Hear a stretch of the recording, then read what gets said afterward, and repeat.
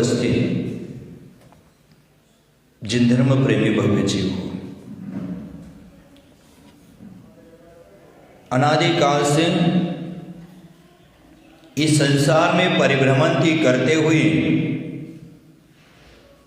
जिस प्रकार चिंतामणि रत्न की प्राप्ति हो, उसी प्रकार ये मनुष्य भव प्राप्त हुआ है। और इस मनुष्य भव में मनुष्य के मन में अनेक सारे विकल्प उत्पन्न हो जाते हैं, और मन में विकल्प उत्पन्न होते हैं।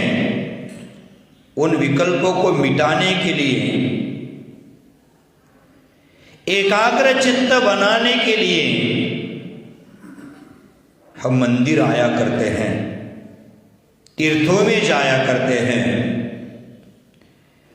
क्योंकि भवसागर से पार होने के लिए मन की एकाग्रता बहुत आवश्यक है,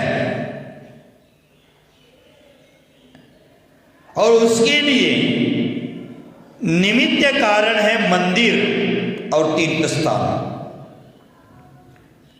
लेकिन हमें सतत विचार करना चाहिए। जो मन की एकाग्रता करने के लिए हम मंदिर में आते हैं अथवा तीर्थ स्थानों पर जाते हैं, वहां जाकर हम करते क्या है? सिर्फ परमात्मा, उन परमात्मा को हमारे सांसारिक परेशानियां जाकर कहते हैं, हे भगवान, मेरी व्यापार की वृद्धि हो जाए, मैं तुझे छत्र चढ़ाऊंगा, मेरा बेटा पास हो जाए, या अथवा मेरा परिवार है वो बढ़ जाए, तब मैं आपके पास आऊंगा, आपको छत्र चढ़ाऊंगा। आदि आदि भावनाओं को लेकर हम भगवान जी के पास जाते हैं। इससे ज्यादा भगवान से और हम क्या मांग सकते हैं? तो भव्य बंधुवर, हम तीर्थ स्थानों में जाकर उल्टा स्वस्तिक बनाकर आ जाते हैं और कार्य की पूर्णता की भावना करते हैं। तीर्थ यात्रा पूर्ण करके हम घर भी आते हैं। ऐसी भावना करने से, ऐसे देव दर्शन करने से हमें क्या मिलने वाला है? देव दर्शन तीर्थ यात्रा को हम पहले समझें। वहां जाकर तीर्थ यात्रा में जाकर उल्टा स्वस्तिक बनाकर आना, लौकिक संसार की कामनाओं को मांगना, ये शक्ति का दुरुपयोग करना है। वास्तव में तीर्थ यात्रा वो हो ही नहीं सकती, बल्कि वह शक्ति और अपनी परेशानियों का सुनाने का माध्यम हो सकता है। लेकिन हमें ध्यान रखना चाहिए, शर्त रखकर किया हुआ कोई भी कार्य है वो कभी सफल नहीं होता है। समर्पण और सच्ची भक्ति के साथ हर मुश्किल आसान बन जाती है। हर संसार में शर्तें रखकर काम करते हैं, उसी प्रकार भगवान के सामने भी आकर शर्त रखने लगे, कोई भी कार्य की सफलता नहीं होगी। हमें थोड़ा सोचना है, हमें विचार करना है। शांति से बैठकर विचार करो। हमने लंबी चौड़ी 1 महीने की तीर्थ यात्रा कर ली और भगवान के पास जाकर कुछ कामना की, कुछ मांग लिया, तो हमने मात्र समय बर्बाद किया है। क्योंकि परमात्मा किसी को कोई देता नहीं है, और परमात्मा को किसी की कोई शर्त भी स्वीकार नहीं होती है। भौतिक संपदा है, वो किसी के सामने हाथ फैलाने से नहीं मिलेगी। हमें सोचना है। आध्यात्मिक शांति है वो किसी के सामने हाथ फैलाने से मिलेगी नहीं। आध्यात्मिक शांति मात्र शांत मुद्रा में, वीतराग मुद्रा में जो विराजित है उनके सामने जाकर ही हमें प्राप्त होगी। हम तीर्थ यात्रा करते हैं, मंदिर जाते हैं, वहां जाकर लौकिक चाह मत रखना, लौकिक वस्तुओं को मांगना मत। मंदिर और तीर्थ यात्रा में जाकर परमात्मा को धन्यवाद देना। हे भगवान, हे परमपिता परमेश्वर, हे गुण रत्नाकर, हे गुण सागर, आपने मुझे तैरने के लिए ये मनुष्य भव दिया है। संसार से तैर करके शाश्वत सुख की ओर जाने के लिए मुझे मनुष्य भव प्राप्त हुआ है। हे भगवान,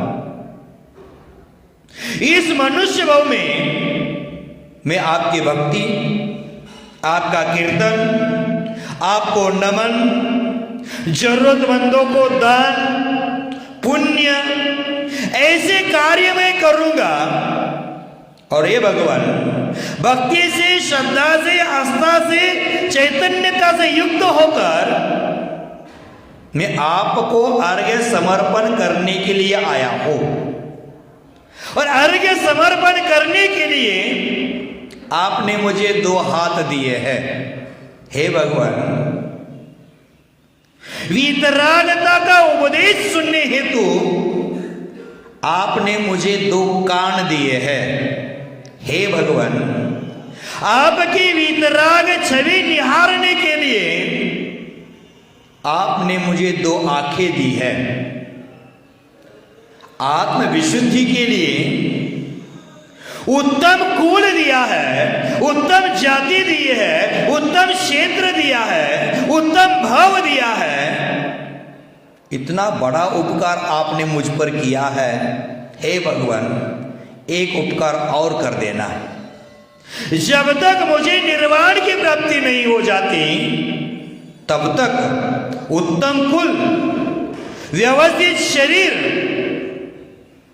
जो कभी बिगड़ न पाए ऐसा शरीर देना कि जो धर्म कार्य में सतत कार्यरत रहे, मेरे धर्म पुरुषार्थ को सफल बना सके, ऐसा उत्तम शरीर देना। हे भगवान, बस इतनी कृपा कर देना कि जब तक मुझे निर्वाण की प्राप्ति नहीं हो जाती तब तक मेरा हृदय आपके चरणों में रहे और आपके चरण मेरे हृदय में रहे।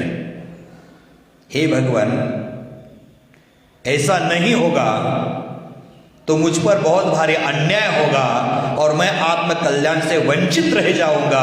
हे भगवान, इतनी तो कृपा जरूर कर देना कि मेरे धर्म कार्य को सफल बनाने के लिए उत्तम कुल और उत्तम शरीर देना। उस शरीर के माध्यम से साधना करके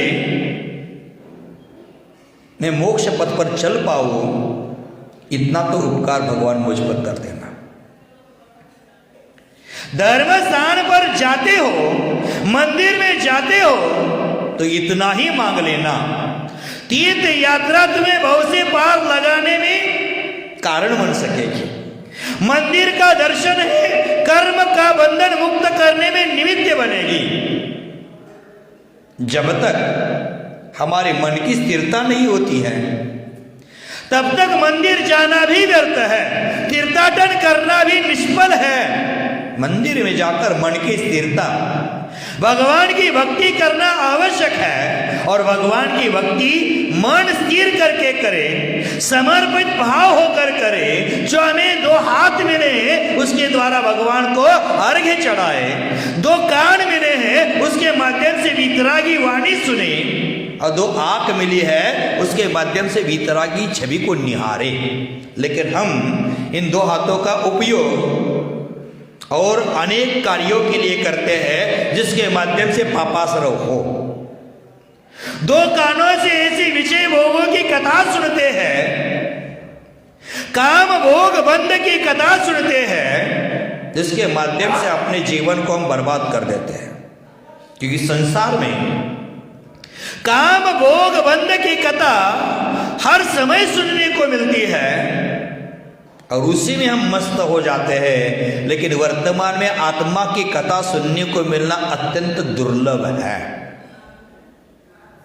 तो भगवान आपने मुझे 2 कान दिए हैं, उसके माध्यम से मैं भगवान की कथा सुनूं, आत्मा की कथा सुनूं और आत्मा को परमात्मा बनाने का सतत प्रयास करते रहो, पुरुषार्थ करते रहो, ये ताकत मुझे देना है।